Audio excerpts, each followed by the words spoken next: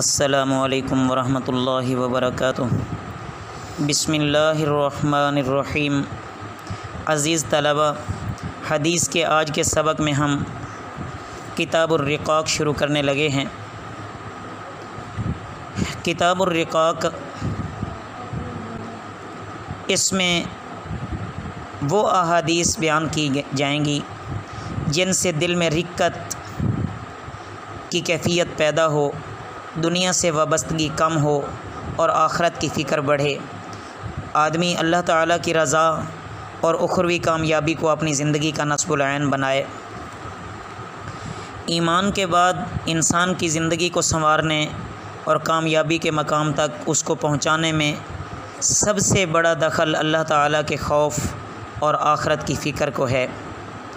اس لیے رسول اللہ صلی اللہ علیہ وسلم نے اپنی امت میں ان دو چیزوں کے پیدا کرنے کی خاص کوشش فرمائی۔ تو حدیث یہاں کچھ مختصر بیان کی گئی ہیں، ورنہ تو پیارے نبی صلی اللہ علیہ وسلم کی کثیر احادیث اس موضوع پر ہیں۔ اب ہم مستقل حدیث شروع کرتے ہیں۔ ہمارا پڑھنے کا انداز یہی ہوگا کہ سب سے پہلے ہم حدیث پڑھیں گے، عبارت تھوڑی تھوڑی پڑھنے کے ساتھ ساتھ اس کا تھوڑا تھوڑا عبارت کے مطابق ساتھ ہم ترجمہ چلائیں گے۔ اس کے بعد مختصر تشریح آپ کے سامنے عرض کی جائے گی۔ توجہ فرمائیے۔ بسم اللہ الرحمن الرحیم۔ عن ابی ہریرہ رضی اللہ تعالی عنہ قال قال ابو القاسم صلی اللہ علیہ وسلم۔ حضرت ابو ہریرہ رضی اللہ تعالیٰ عنہ سے روایت ہے کہ سیدنا ابو القاسم صلی اللہ علیہ وسلم نے فرمایا، والذی نفسی بیدہ، قسم ہے اس ذات کی جس کے قبضے میں میری جان ہے، لو تعلمون ما اعلم، اگر تم جان لو جو میں جانتا ہوں، لبکیتم کثیرا، البتہ تم بہت زیادہ روو،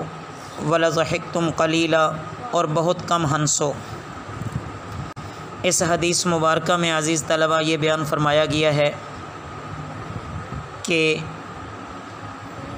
پیارے نبی صلی اللہ علیہ وسلم کو اللہ رب العزت نے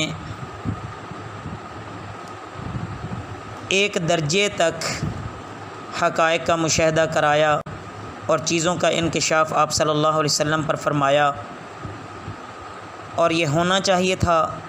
تاکہ آپ صلی اللہ علیہ وسلم کے اندر عین الیقین اور حق الیقین پیدا ہو جائے، جس کی آپ صلی اللہ علیہ وسلم کے منصب عظیم کے لیے ضرورت بھی تھی۔ تو نبی کریم صلی اللہ علیہ وسلم نے فرمایا کہ اگر وہ سب کچھ تمہیں بھی پتہ چل جائے، تمہاری آنکھیں وہ اس کو دیکھ لیں، تمہارے کان اس کو سن لیں، تو تمہارا دنیا میں چین اور سکون بھی ختم ہو جائے، تم ہر وقت آخرت کی فکر میں لگے رہو۔ اللہ ہمیں آخرت کی فکر نصیب فرمائیں۔ عن ابی ذر رضی اللہ تعالی عنہ، حضرت ابو ذر غفاری رضی اللہ تعالیٰ عنہ سے روایت ہے، قال قال رسول اللہ صلی اللہ علیہ وسلم، رسول اللہ صلی اللہ علیہ وسلم نے فرمایا، انی ارا ما لا ترون، میں وہ چیزیں دیکھتا ہوں جو تم نہیں دیکھتے، واسمع ما لا تسمعون، اور وہ سنتا ہوں جو تم نہیں سنتے، اتت السماء، آسمان چرچرا رہا ہے، وحق لها ان تئت، اور حق ہے کہ وہ چرچرائے،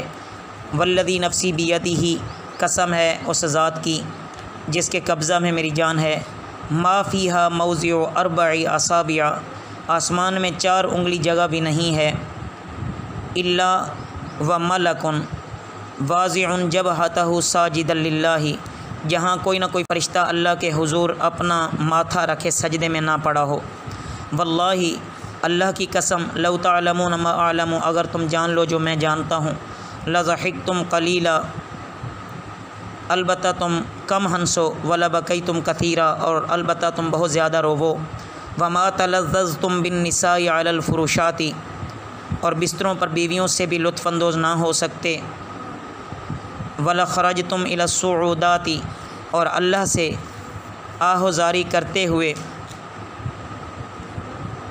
الی الصعودات تجأرون الی اللہ، اللہ سے آہوزاری کرتے ہوئے جنگلوں کی طرف نکل جاتے۔ قال ابو ذر رضی اللہ تعالیٰ عنہ، حضرت ابو ذر رضی اللہ تعالیٰ عنہ نے فرمایا یا لیتنی کنت شجرۃ تعضد، کاش میں ایک درخت ہوتا جو کاٹ دیا جاتا۔ عزیز طلبہ، اس حدیث مبارکہ میں بھی گزشتہ مضمون بیان کیا گیا ہے کہ رسول اللہ صلی اللہ علیہ وسلم نے عالم غیب کے اپنے اس ہیبت ناک انکشاف کا ذکر فرمایا ہے کہ اللہ کے جلال اور فرشتوں کی کثرت سے آسمان چرچرا رہا ہے، آواز آ رہی ہے، 4 انگلی بھی جگہ ایسی نہیں ہے جہاں کوئی فرشتہ اللہ کے حضور سجدہ نہ کر رہا ہو۔ اللہ اکبر۔ تو عزیز طلبہ، اس کا پیارے نبی صلی اللہ علیہ وسلم نے آخر میں فرمایا نا کہ اگر تمہیں یہ سب کچھ معلوم ہو جائے تو تم دنیا کی ہنسی خوشی کو بھول جاؤ، اللہ کو یاد کر کے، آخرت کو یاد کر کے اللہ کے خوف سے تم روو، تم اپنی بیویوں سے لطف اندوز ہونا بھی چھوڑ دو، تمہیں ہوش ہی نہ رہے، اور گھروں سے نکل کر تم جنگلوں کا رخ اختیار کر لو۔ تو حضرت ابو ذر غفاری رضی اللہ تعالیٰ عنہ جیسے عظیم صحابی، انہوں نے جب یہ حدیث مبارکہ سنی تو وہ بیان کرنے لگے خوف کی وجہ سے کہ کاش میں ایک درخت ہوتا جس کو جڑ سے کاٹ ڈالا جاتا اور پھر آخرت میں حساب کے لیے میری پیشی ہی نہ ہوتی۔ اللہ رب العزت سے دعا ہے کہ اللہ رب العزت ہمیں آخرت کی فکر نصیب فرمائیں، اپنا خوف نصیب فرمائیں، اور دنیا کی رغبت کم سے کم ہو جائے۔ وما علینا الا البلاغ المبین۔